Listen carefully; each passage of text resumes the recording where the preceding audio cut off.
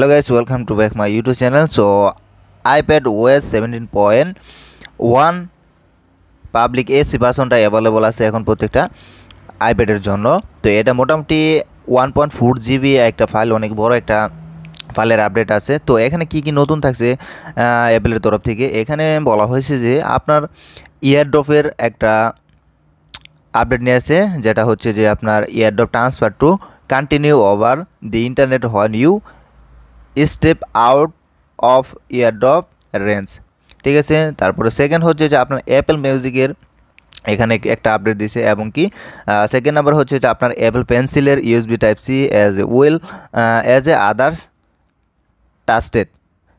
And then আপনার আরেকটা update, সেটা হচ্ছে যে আপনার আইপ্যাডের মধ্যে যদি কোনো বাগ থেকে থাকতো, যদি কোনো সমস্যা থেকে থাকতো, সেটা ফিক্স করছে ওরা ফিজিক্যালি এই আপডেটের মাধ্যমে।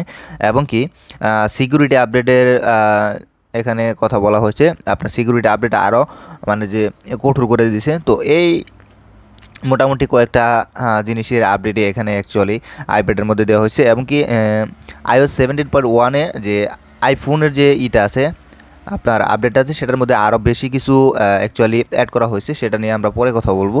তো আজকে আমরা জাস্ট এই অল্প কিছুই বলা, এবং কি এটা আপডেট করার পরে কি কি আপডেট অ্যাকচুয়ালি কাজ করতেছে সেটা নিয়ে আমরা পরে আলোচনা করবো অন্য একটা ভিডিওতে। তো এটা ফিলহাল আমরা আপডেট দিয়ে নিব এখন।